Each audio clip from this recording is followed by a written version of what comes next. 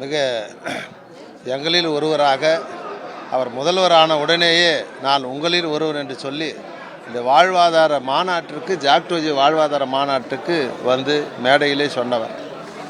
நான் இருக்கிறேன், நான் மறக்கவில்லை, மறுக்கவில்லை, மறைத்து விடவில்லை என்று சொன்னவர் இன்று மறக்காமல், மறுக்காமல், மறைத்து விடாமல் என்று அள்ளி வீசியிருக்கிறார் என்று சொன்னார். அள்ளி அள்ளி கொடுத்திருக்கிறார். எதிர்க்கட்சி நிலையில் இருக்கும்போது எங்களுடைய போராட்ட களத்திற்கே வந்து உட்கார்ந்து இவர்கள் தரமாட்டார்கள், உங்கள் உடலை வருத்தி கொள்ளாதீர்கள் என்று சொன்ன தலைவர் டாக்டர் கலைஞர் வழியிலே மீண்டும் நிரூபித்திருக்கிறார் கருணையோடு என்று சொன்னால், ஓய்வு பெற்றவர்களுக்கும் கிட்டத்தட்ட 48,000 பேருக்கும் இன்று கருணை அடிப்படையிலே ஓய்வூதியம் என்று சொன்ன வரலாறு மகத்தான வரலாறு தமிழ்நாட்டில் என்பதை மறந்துவிடக்கூடாது. எனவே திராவிட மாடல் ஆட்சி இந்தியாவுக்கே முன்மாதிரியாக இதை அளித்திருக்கிறார்கள். 50 விழுக்காடு இன்று இந்த பணி ஓய்வு இறுதியிலே வழங்குகிறார் என்று சொன்னால் சாதாரணமல்ல. பணிக்கொடை வழங்கியிருக்கிற விதம், அப்போ ஒவ்வொரு விஷயத்தையும் கூர்ந்து ஆய்ந்து செய்து இதை அறிவித்திருக்கிறார் என்பதுதான் நான் நினைக்கின்றேன்.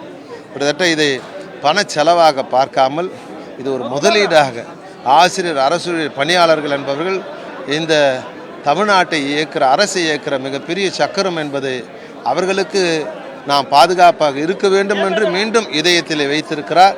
அவர் இதயத்தில் இருப்பவர்கள் ஆசிரியர், அரசு பணியாளர்கள், எங்கள் நெஞ்சமெல்லாம் நிறைந்திருக்கிறவர் என்று நாங்கள் என்றுமே மறக்க முடியாத நிகழ்வை.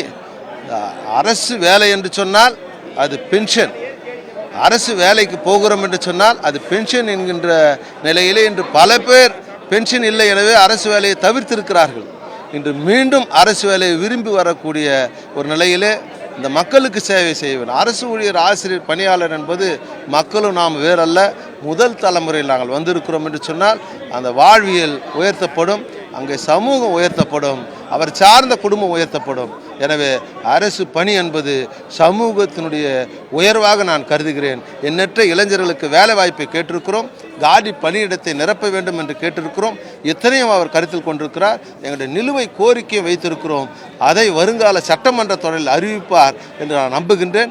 3 அமைச்சர்கள் இதில் சிரத்தை மேற்கொண்டு இந்த குழுவின் அறிக்கையை 4-5 முறை எங்களை கூடி பேசி அந்த கருத்துக்களை எல்லாம் பெற்றார்கள். கோரிக்கையை அதை ஒரு வடிவுக்கு கொண்டு வந்து